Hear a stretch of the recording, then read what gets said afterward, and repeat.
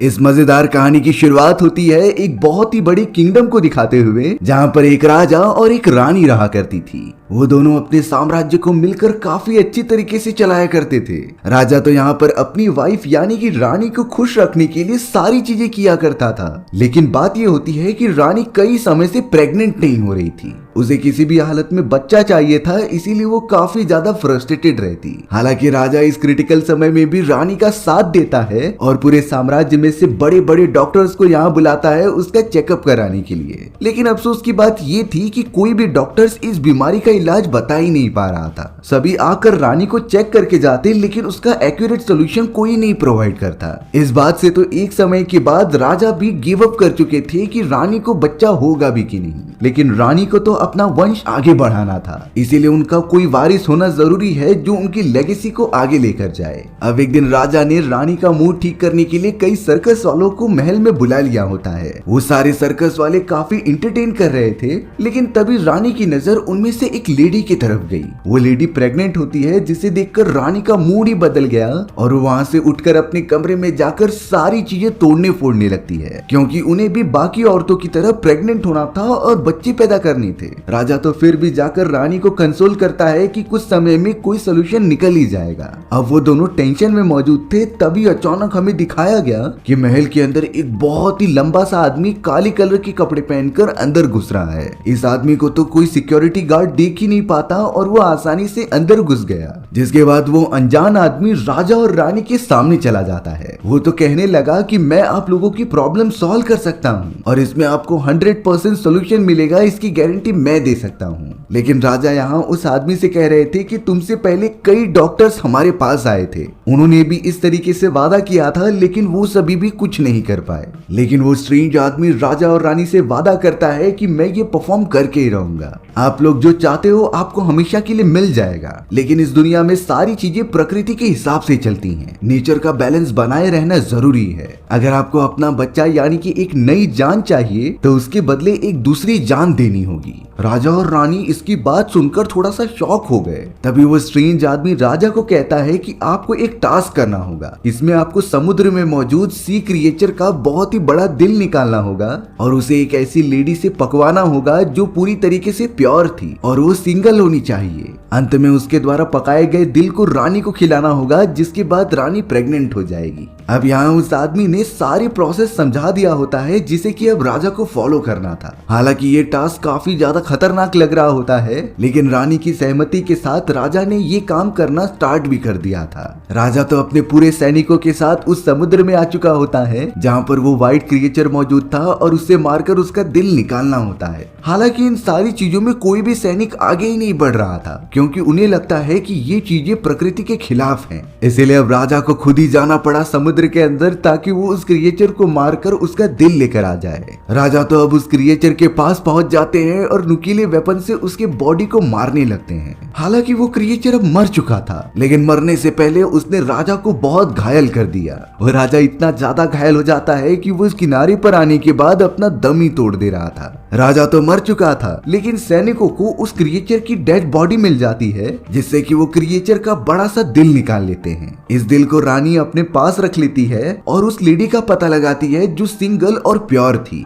थोड़े ही समय के अंदर रानी को अपने यहाँ पर काम करने वाली एक मेड मिल गई जो पूरी तरीके से प्योर और सिंगल भी थी। इसीलिए उस मेड को बोल दिया गया कि तुम रानी के लिए ये दिल पकाकर बनाओगी और उन्हें खाने के लिए दोगी। अब यहाँ उस दिल को पकाते समय यहाँ वो मेड अच्छा फील नहीं कर रही थी। उसे लग रहा होता है कि वो प्रेग्नेंट होने लगी है और वो एक्चुअल में हो भी जाती है। वहीं अब दिल पकने के बाद रानी को खाने के लिए दे दिया जाता है। रानी उसे खाने के बाद कुछ ही दिनों के अंदर अंदर लिटरली प्रेग्नेंट हो चुकी थी और यहाँ रानी और मेड दोनों को एक समय पर ही बच्चे पैदा होते हैं। दोनों ही बच्चे लड़के होते हैं, जिनमें से रानी अपने बच्चे का नाम एलिस रख रही थी और मेड अपने बच्चे का नाम जॉन रखती है। रानी इस बात से बहुत ज्यादा खुश हो गई कि आखिरकार उसकी जनरेशन आगे बढ़ सकती है। धीरे धीरे समय बीतता गया और वो दोनों बच्चे काफी बड़े हो जाते हैं। यहाँ पर अब हमें एलिस और जॉन को दिखाया गया जो एकदम आइडेंटिकल लग रहे थे। उन्हें देखकर तो ऐसा ही लगता था कि वो दोनों ट्विंस हैं, क्योंकि उनके चेहरे से लेकर बालों के कलर तक सब के सब मैच हुआ करते थे।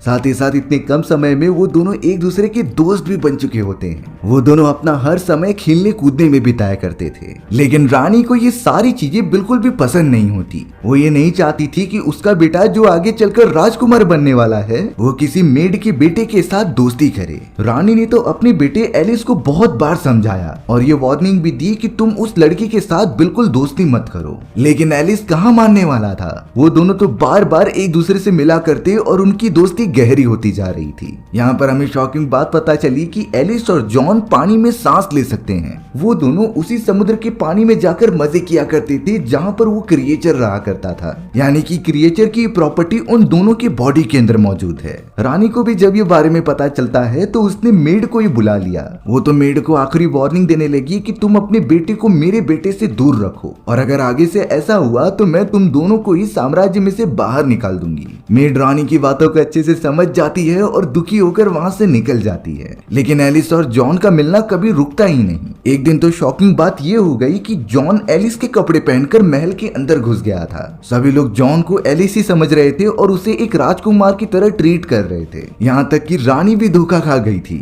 वो तो जॉन को अपना बेटा एलिस कहकर पास बुलाती है और उसे प्यार करने लगती है। लेकिन जब रानी ने नाखून चेक किए तब वो समझ जाती है कि ये मेरा बेटा नहीं है, दरअसल ये तो उस मेड का बेटा जॉन है। इस बात से काफी ज्यादा गुस्सा होकर रानी ने जॉन और उसकी मदर से कह दिया था कि तुम दोनों इस साम्राज्य से हमेशा हमेशा के लिए चले जाओ और मेरे बेटे की जिंदगी में कभी मत आना। दोनों के पास कोई ऑप्शन नहीं होता, इसीलिए जॉन अपनी मदर के साथ वहाँ से जा रहा होता है। हालांकि एलिस ने जॉन को रोकने की बहुत कोशिश की, पर जॉन कहने लगा कि ये हमारी किस्मत में मौजूद है। जाते जाते जॉन पेड़ पर थोड़ा सा कट लगा देता है और उसके रूट के अंदर से पानी निकलने लगा था। जॉन ने तो अब एलिस को ये बताया कि इस पानी को नोटिस करते रहना, जब तक ये पानी प्योर आ रहा है तब तक मेरी जान को कोई खतरा नहीं, लेकिन जब ये पानी रेड हो जाएगा तो इसका मतलब ये समझ जाना कि मेरी जान को खतरा है और मैं मुश्किल में हूँ। ये सारी बातें करने के बाद जॉन घोड़े पर बैठता है और वहाँ से अपनी मदर के साथ चला जाता है, क्योंकि उन्हें हमेशा के लिए साम्राज्य से बहिष्कृत कर दिया गया था। एलिस जो अपने दोस्त के साथ इतने सालों से रहता आ रहा था वो अकेला हो चुका होता है और अब यहाँ कई साल बीत चुके थे। एलिस हर समय वहाँ पर आकर पानी को चेक किया करता कि कहीं जॉन खतरे में तो नहीं, और अब एक दिन वैसा आ भी जाता है जब वो पानी रेड हो चुका था। एलिस तुरंत ही समझ गया कि शायद जॉन की जान खतरे में है, इसीलिए वो अपनी मदर यानी कि रानी को बिना बताए वहाँ से निकल पड़ा था घने फॉरेस्ट के अंदर। एलिस को किसी भी हालत में जॉन की जान बचानी है, इसीलिए वो लगातार फॉरेस्ट के अंदर उसके घर को ढूंढते रहता है। कई घंटों की मेहनत के बाद उसे जॉन का घर मिल तो गया था, साथ ही साथ उसे ये भी पता चलता है कि जॉन ने एक ब्यूटीफुल लड़की से शादी कर ली थी। जब एलिस उसे वहाँ ढूंढते हुए पहुंचा तो जॉन के घर वाले उसे जॉन ही समझने लगे थे, लेकिन एलिस समझाता है कि मैं जॉन नहीं हूँ बल्कि उसका दोस्त हूँ। पूछताछ करने पर पता चला कि जॉन कुछ समय पहले फॉरेस्ट के अंदर गया था, लेकिन यहाँ 2 दिन बीतने वाले होते हैं पर वो वापस लौट कर नहीं आया, यानी कि जॉन सच में मुश्किल में मौजूद है। एलिस अब फिर गांव वालों से पूछताछ करने के बाद उसी डायरेक्शन में चला गया था जहां पर जॉन आखिरी बार गया होता है। वहीं अब यहाँ रानी को भी अपने बेटे के बारे में किसी भी तरीके से पता चल चुका था। उसे अपने बेटे यानी कि एलिस को लेकर काफी डर लगने लगा होता है, क्योंकि वो उसका अकेला बेटा था और अगर उसे कुछ हो गया तो रानी साम्राज्य हैंड ओवर किसी को नहीं कर पाएगी। रानी ने तो अपने सारे सैनिकों को साम्राज्य के अंदर भेज दिया जो फॉरेस्ट के अंदर जाकर उसके बेटे को ढूंढ कर लाएंगे।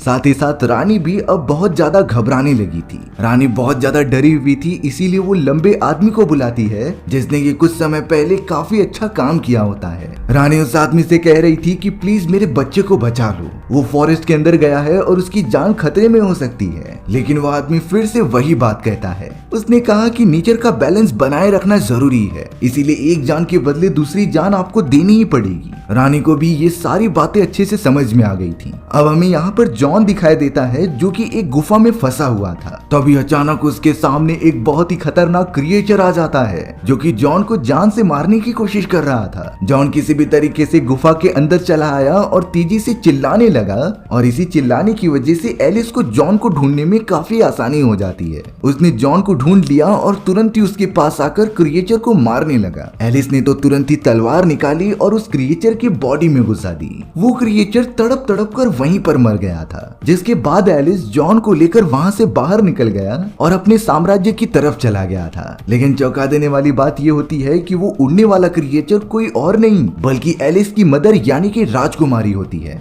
ये सौदा उसने उस लंबे आदमी के साथ किया था क्योंकि उसे अपने बेटे की जान बचाने के लिए किसी की जान देनी भी पड़ेगी, इसीलिए रानी ने आखिरकार अपनी जान दी थी। एलिस तो अब साम्राज्य का नया राजकुमार बन जाता है, जिसके बाद से ही हमारी दूसरी कहानी स्टार्ट होती है, जिसमें कि न्यूटन नाम का एक राजा दिखाया जा रहा था जो बहुत ही ज्यादा अय्याश होता है। उसे तो हर वक्त लड़कियों की जरूरत रहती और वो उसी टाइप के सपने देखकर मग्न रहता था। लेकिन न्यूटन को अभी तक ऐसी कोई भी लड़की नहीं मिली थी जिसके साथ वो शादी करके उसे अपनी रानी बना ले। वो तो उस लेडी की लगातार तलाश करता रहता है कि आखिर वो कहाँ पर है। अब हमें यहाँ न्यूटन के गांव के अंदर दो बूढ़ी औरतें दिखाई जाती हैं जो कि अपने घर के अंदर ही रहा करती थी और ज्यादा बाहर नहीं निकलती थी। उनमें से एक बूढ़ी औरत का नाम डोरा होता है जो काफी चालाक और चंचल थी। वहीं दूसरी तरफ एमा नाम की बूढ़ी औरत बहुत ही मासूम होती है, जिन्होंने अपनी आधी से ज्यादा जिंदगी काम करने में गुजार दी और ना ही अपनी फैमिली आगे बढ़ाई। एमा और डोरा को तो यही डर लग रहा होता है कि वो इसी तरीके से मर जाएंगी विदाउट फैमिली के।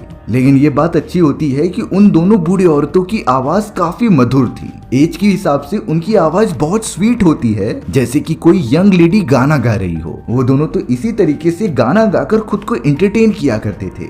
लेकिन एक दिन अचानक राजा जब वहाँ से गुजर रहे थे तभी उन्हें ये आवाज सुनाई दी। उन्हें तो काफी ज्यादा अच्छा लगता है ये आवाजें और वो उसकी तरफ अट्रैक्ट भी हो गए थे। उन्हें लगने लगा कि ये लेडी जो गाना गा रही है वो बहुत ब्यूटीफुल होगी, इसीलिए वो तुरंत ही उस घर के पास चले गए और उस लेडी को बाहर आने के लिए कहा। लेकिन एमा तो तुरंत ही घर के अंदर आ गई और डोरा को सब कुछ बता दिया कि किस तरीके से राजा हमारे पास आए हैं। डोरा जो बहुत ज्यादा लालची थी वो तो बाहर जाने की जिद करने लगी क्योंकि राजा अगर उसे पसंद करेंगे तो उसे काफी सारा पैसा भी मिलेगा। लेकिन एमा डोरा को रोकती है क्योंकि राजा को ये नहीं पता है कि हम बदसूरत हैं और अगर ऐसा होगा तो वो हमें सजा भी दे सकते थे। राजा न्यूटन तो कह रहे थे कि मुझे तुम बहुत पसंद आई हो और मुझे तुम्हें देखना है तो जल्दी से बाहर आओ, पर रियलिटी तो एमा और डोरा को ही पता होती है कि आखिरकार वो दोनों क्या हैं। अब यहाँ अपनी जान बचाने के लिए डोरा ने एक खेल खेला। उसने तो राजा से कह दिया होता है कि आप एक हफ्ते बाद मुझसे मिलने आना, मैं आपको अपने बॉडी का एक ऐसा पार्ट दिखाऊंगी जो आप देखकर काफी खुश हो जाओगे। राजा को अब एक्साइटमेंट हो जाता है, इसीलिए फिलहाल के लिए वो वहाँ से चला गया था क्योंकि उसे लग रहा होता है कि ये लेडी काफी खूबसूरत है और इसीलिए वो शर्मा रही है। अब यहाँ डोरा और एमा ने किंग को बोल तो दिया था, पर अब चैलेंजिंग पार्ट ये होता है कि बूढ़ी होने के कारण उन दोनों के चमड़े एकदम से लटकने लगे थे और उनका कोई भी बॉडी पार्ट उतना जवान दिखाई नहीं दे रहा होता। डोरा तो अपने उंगलियों पर हर्ब्स लगाने का ट्राई करती है ताकि वो जवान दिखे, लेकिन उस हिसाब से उसे कुछ रिजल्ट मिलता ही नहीं। लेकिन यहाँ पर एमा एक दिन से अपनी उंगलियों को मुंह में डालकर चूस रही थी। उसकी उंगलियां पहले से काफी बेटर लग रही होती हैं और अब एक हफ्ते पूरे होने वाले थे और अगले मोमेंट में राजा उनके दरवाजे पर आ गए। डोरा ने तो बचने के लिए एमा की उंगली सामने कर दी, जिसे कि राजा टच करके काफी ज्यादा अच्छा फील कर रहे थे और उसे किस भी करते हैं। वो तो अब पूरी तरीके से उस लेडी के प्यार में पड़ चुके थे, इसीलिए राजा उस लेडी से कहने लगे कि मैं तुमसे शादी करके अपनी रानी बनाना चाहता हूँ। यहाँ डोरा को अंदाजा था कि अगर ये सारी बातें राजा को पता चल गई तब वो उन दोनों की जान ले लेगा, लेकिन फिर भी डोरा अपने आप को बचाने के लिए राजा को ये कहती है कि मैं आपके महल में आऊंगी, लेकिन एक शर्त होनी चाहिए, मैं जब इंटर करूंगी तो कमरे की सारी लाइट्स बंद होनी चाहिए और वहाँ काफी अंधेरा होना चाहिए। राजा भी इस बात से एग्री हो जाते हैं और वो सीधा अपने महल की तरफ चले गए। वहीं अब डोरा एमा से कहकर अपनी पूरी बॉडी के ऊपर अजीब तरीके की लेयर लगाती है, जिससे कि एटलीस्ट राजा जब मेरी बॉडी को टच करेंगे तो वो एकदम नॉर्मल दिखे। डोरा पूरी तरीके से तैयार होने के बाद अब राजा के महल में चली गई। सारे सैनिक एकदम अंधेरा कर देते हैं, जिससे कि डोरा राजा के कमरे में गई और वो दोनों रात भर काफी सारा प्यार करते रहे। लेकिन राजा को इन सारी चीजों में कुछ गड़बड़ लग रही थी। राजा ने तो अब जल्द से जल्द खिड़की खोल दिया जिससे कि पूरी रोशनी अंदर की तरफ आ रही होती है। और अब वो देखता है कि उसके बेड पर कोई सुंदर लड़की नहीं बल्कि एक बूढ़ी औरत मौजूद है जो कि डोरा थी। राजा को इस बात से बहुत गुस्सा आता है और उसने अपने सैनिकों से बोलकर डोरा को उठा के बीच फॉरेस्ट में फेंक दिया था। डोरा यहाँ पर काफी घायल हो जाती है और अपनी आखिरी सांसें ले रही होती है। तभी अचानक उसके पास से एक विच गुजर रही थी जिसे कि डोरा की हालत देखी नहीं जाती और उसने अपने एक काले जादू की मदद से डोरा को कन्वर्ट कर दिया था एक बहुत ही ब्यूटीफुल लेडी में। ये बातें अभी तक डोरा को भी नहीं पता, लेकिन वो काफी ज्यादा सुंदर बन चुकी थी। कुछ ही घंटों के बाद जब किंग अपने सैनिकों के साथ फॉरेस्ट में शिकार करने जाता है तो उसे वही लेडी दिख गई थी जो बहुत ही ब्यूटीफुल होती है। लेकिन राजा को ये नहीं पता होता कि ये लेडी वही बूढ़ी औरत है, यानी कि वो एक्चुअली में डोरा है। किंग को तो एक ही बार में उस लेडी से प्यार हो गया था, इसीलिए वो उसे अपने साथ अपने महल में लेकर आ जाता है। राजा ने तो ऐलान कर दिया था कि मैं शादी तो इसी लेडी से करूंगा जो बहुत ब्यूटीफुल है। और यहाँ डोरा भी जब होश में आई तो वो नहीं समझ पा रही थी कि आखिरकार वो इतनी ब्यूटीफुल कैसे बन गई, लेकिन एटलीस्ट उसके साथ सारी चीजें अच्छी हो रही होती हैं, इसीलिए उसने सिचुएशन को एक्सेप्ट कर लिया और आगे बढ़ने लगी। डोरा को अपनी बहन एमा के बारे में पता होता है, इसीलिए उसने एमा को इन्वाइट किया था एक खूबसूरत ड्रेस देकर अपनी शादी में। एमा जो कि काफी बूढ़ी होती है वो तो ड्रेस पहनकर महल के अंदर भी आ गई। एमा तो डोरा से मिलकर खुश होती है क्योंकि डोरा पहले से काफी ब्यूटीफुल हो चुकी है। डोरा तो किंग के साथ काफी खुश लग रही थी, इसीलिए एमा ने डोरा से पूछ लिया कि आखिरकार तुम इतनी ब्यूटीफुल बनी कैसे। हालांकि इस बात के बारे में डोरा को नहीं पता होता, लेकिन उसने मजाक मजाक में ये बोल दिया कि मैंने अपने बॉडी की ऊपरी परत निकाल कर फेंक दी जिसके अंदर मुझे ये सारी खूबसूरती मिल गई। पर यहाँ एमा इन सारी बातों को एक सीरियस नोट पर ले लेती है। उसे ऐसा लगने लगा कि जरूर उसकी भी ब्यूटी उसके परत के नीचे छुपी हुई है, इसीलिए वो एक लोहार के पास चली गई और उसे कुछ पैसे देकर ये कहने लगी कि तुम मेरी ऊपर की परत निकाल दो। वो लोहार भी एकदम पागल होता है और एमा को फॉरेस्ट में लेके जाके उसकी पूरी बॉडी की ऊपरी परत निकाल देता है। एमा की हालत इतनी ज्यादा खराब हो चुकी थी कि उसने वहीं पर अपना दम तोड़ दिया और वो वहीं पर मर जाती है। यहाँ पर हमें दिखाया गया कि कुछ दिनों के बाद ही डोरा की भी स्किन पहले जैसी होने लगी थी, यानी कि शायद विच का जादू यहाँ पर खत्म हो रहा होता है, जिससे कि डोरा अपने बूढ़े अवतार में वापस आने लगी थी।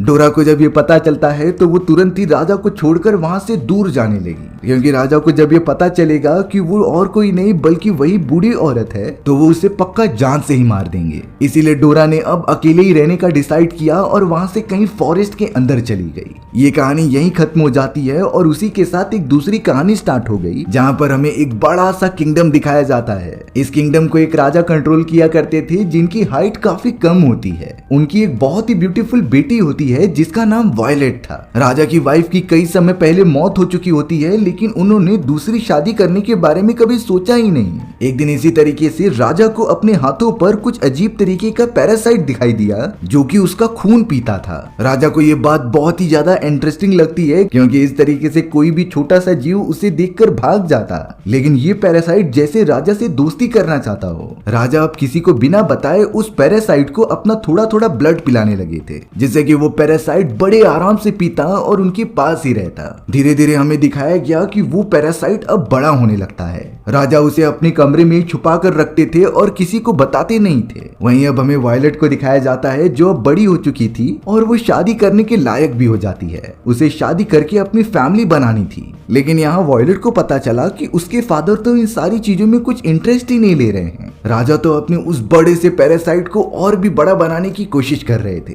लेकिन एक समय ऐसा आता है जब राजा का वो बड़ा सा पैरासाइट बीमार पड़ गया था। राजा इस तरीके से उसका इलाज नहीं करा पा रहे थे, इसीलिए वो पैरासाइट तुरंत मर जाता है। राजा को इस बात से बहुत बुरा लगा, लेकिन फिर भी उन्होंने हिम्मत नहीं हारी और पैरासाइट की बॉडी की चमड़ी को काटकर लटका दिया। जिसके बाद वो अपनी बेटी वायलेट के पास आकर कहता है कि मैं तुम्हारे लिए एक राजकुमार ढूंढ कर रहूंगा। हालांकि वायलेट खुद अपने लिए राजकुमार ढूंढना चाहती थी, लेकिन वो अपने फादर के डिसीजन का रिस्पेक्ट करती है, इसीलिए उसने पूरा हक दे दिया था कि आप ही मेरे लिए राजकुमार चुनो। राजा तो पूरे साम्राज्य में ऐलान कर देते हैं कि मेरी बेटी की शादी होने वाली है और उसके लिए राजकुमार ढूंढा जा रहा है। जिसे भी मेरी बेटी से शादी करनी है तो उसे एक टास्क पूरा करना होगा, जो भी वो कर लेगा तो उसे मेरी बेटी मिल जाएगी और वो उससे शादी भी करेगी। अब महल में सभी लोगों के आने के बाद राजा ने बताया कि जो भी अगर सामने रखे हुए उस चमड़े को देखकर बता देगा कि आखिर ये किस जानवर की है तो मैं उसकी शादी अपनी बेटी से करा दूंगा। वॉयलेट को ये चीज देखकर एकदम शॉक हो जाती है कि आखिर मेरे फादर क्या कर रहे हैं। लेकिन अब धीरे धीरे कई सारे लोग उस चमड़े को देखने के लिए वहाँ आने लगे। किसी को भी नहीं पता होता कि आखिर ये चमड़ा किसका है और सभी लोग गलत अंदाजा लगा रहे होते हैं। आखिर में एक बहुत ही बड़ा और एकदम अगली आदमी आता है जिसे देखकर वॉयलेट काफी डर गई और राजा भी चौंक जाते हैं। वो बदसूरत आदमी जैसे ही उस चमड़े को जाकर सूंघता है तो उसे तुरंत ही पता चल गया था और वो राजा को कह देता है कि ये खून पीने वाला एक पैरासाइट है। राजा भी शौक हो गए कि इसने तो इसका सही जवाब दे दिया, यानी कि अब हो न हो इस बदसूरत आदमी की शादी मेरी बेटी से होने वाली थी। लेकिन वॉयलेट ये बिल्कुल भी एक्सेप्ट नहीं करती और वहाँ से रोते हुए महल के एकदम टॉप पर चली जाती है। वो तो फादर से कहने लगी कि मैं इस अगली आदमी से शादी नहीं कर सकती और अगर ऐसा है तो मैं सुसाइड कर लूंगी। पर राजा अपनी बेटी को समझा रहे थे कि मैंने वादा किया है और मैं राजा होने के कारण वादे से कभी मुखरता नहीं। यानी कि अब मजबूरी में राजा को अपनी बेटी वॉयलेट को उस अगली और बड़े आदमी को सौंपना पड़ता है। वो आदमी तो वॉयलेट को लेकर एक पहाड़ी वाले इलाके के ऊपर की तरफ जा रहा था जहाँ पर वो रहता है और शिकार करता है। वॉयलेट कई दिनों से उसी जगह पर मौजूद थी बिना कुछ खाए पिए। तभी उसकी नजर एक दूसरी लेडी की तरफ जाती है जो कि चट्टान की दूसरी तरफ मौजूद थी। वॉयलेट ने उस लेडी से कहा कि प्लीज मेरी मदद करो यहाँ से बाहर निकलने के लिए। तभी उस लेडी ने अपने बच्चों को बुलाया जो कि एक रस्सी कनेक्ट कर देते हैं दूसरी तरफ और वो सभी लोग भी वॉयलेट की मदद करने लगे उसे लेकर आने के लिए। पर थोड़ी देर के बाद वो अगली आदमी उन्हें देख लेता है जो कि अब रस्सी के सहारे उन्हें पकड़ने के लिए आने लगा। वॉयलेट जैसे ही सेफ जगह पर आती है तभी उस रस्सी को काट दिया गया ताकि वो शैतान हमारे पास ना पहुंचे। अफसोस की बात ये होती है कि उस अगली आदमी का शरीर काफी बड़ा होने के कारण वो वहाँ पहुंच गया था जिसने कि उस दूसरी लेडी और उसके बेटे दोनों को ही मार दिया। वो तो सिर्फ वॉयलेट को जिंदा छोड़ देता है क्योंकि वो उससे प्यार जो करता था। वो अगली आदमी वॉयलेट को अपने पास आकर गले लगाता है जिससे कि वॉयलेट को थोड़ा तो कंफर्टेबल हो रही थी जिसके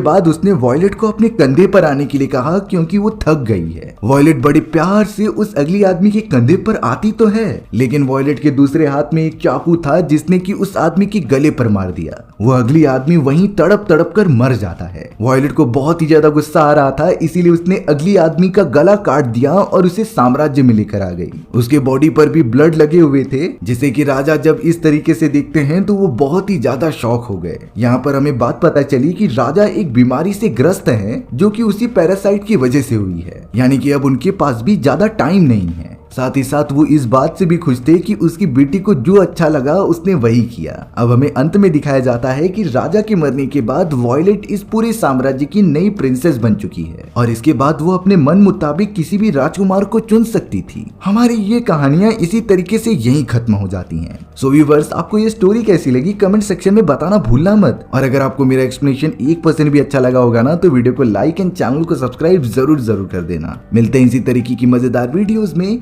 तब तक के लिए बाय बाय।